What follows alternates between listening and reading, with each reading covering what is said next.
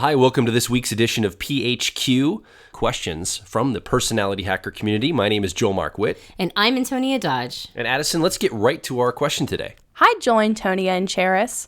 Loving your podcast and appreciate the opportunity to pose a question for you.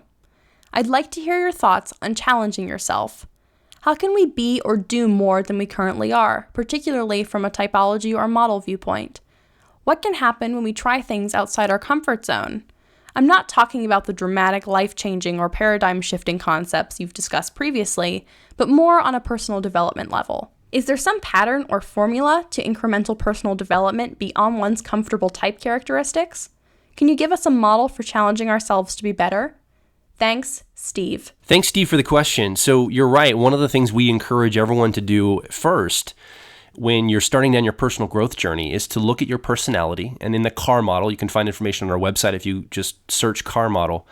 We recommend that the best pathway to growth first is to begin growing your Copilot mental process for you in your personality. So that's really the first step. And I think what your question's asking is, okay, I'm on that journey. I've identified what my Copilot mental process is.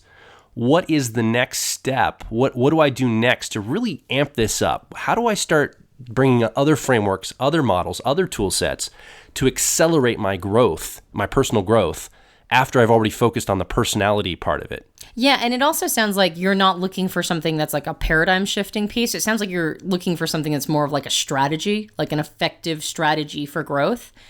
And one of the most, I would say, practical exercises that I've ever heard about incremental growth from a mentor of ours.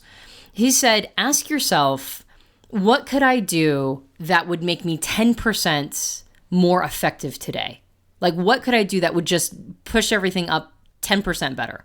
How could I be how could I be 10% better a communicator today? How could I be 10% better a wife or husband or lover or pair bond partner today? How could I be 10% better parent today? So whatever is the current personal development project that you're working on, ask yourself what would make you 10% better. What's nice about the 10% better piece is it's manageable, right? Like if I ran a mile yesterday, 10% of a mile would be just a little bit more than a mile. And can I do that? Can I push myself 10% more today? The same thing can happen with communicating or leadership or relationships. Like, how can I show 10% more gratitude to my mate today? Well, if I said nothing of gratitude yesterday, then that means all I have to do is say one thing today and I've got it. And how can I just keep incrementally adding 10% to that? And then you keep a journal. You keep a journal that you wrote in the night before that said, I'm going to be 10% better tomorrow by, and then fill in the blank. And then you implement those strategies through the day and then you report how it went the next night. Like the next night you say, okay, I was 10% better by doing this. Here were my results. Here are some ways that I think that I could be an even better, strategically do 10% more. And then I'm going to implement those tomorrow. And you just keep going. Now, if 10% is too much, drop it back to 5%. Right? Do whatever is manageable for you. But this is literally incremental. This is the actual strategy that you're asking about, which is incremental growth.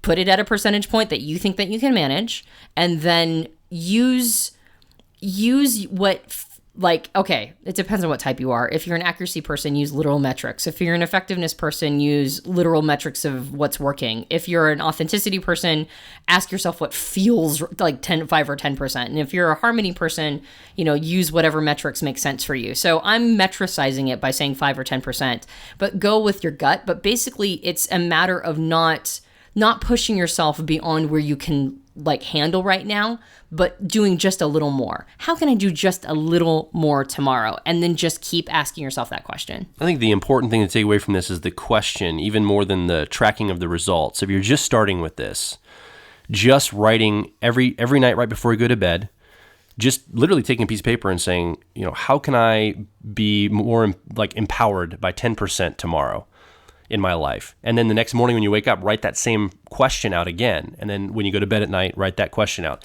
You don't have to track the results yet. Just start with the question. And what ends up happening is our minds as humans, when we ask it a question, it goes to work to answer that question. It starts to find an answer. So by just asking yourself, whatever thing you're trying to create in your life, how can I be 10% more empowered in my life? Or how can I feel 10% more empowered in my life? Which is a question I ask myself a lot lately.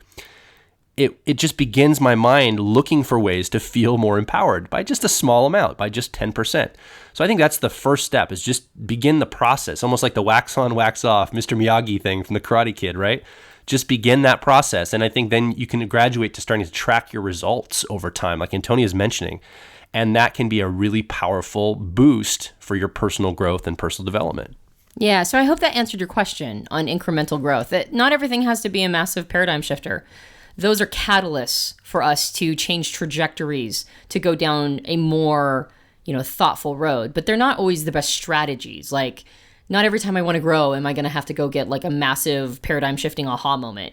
Sometimes you just need a strategy, a tool. And I would say that this 5%, 10%, asking yourself that question, I would say that's probably been one of the most powerful incremental boosts for me personally. And the other thing to remember is, don't do this for a ton of things. You want to pick one aspect of your life at a time. You don't want to be writing 10% for like 5 different items every night, because that's going to really dilute how your mind is looking at those questions. Just pick one thing right now that you want to focus on and stay with that for 30 to 60 days until you start seeing results in your life. You start seeing things happening. You're like, oh, okay, this is actually working. I feel like this is moving me forward. Yeah. Well, I've read multiple places, and you've even talked about this, Joel, that it takes 21 days to develop a habit. That's correct. Or break an old one.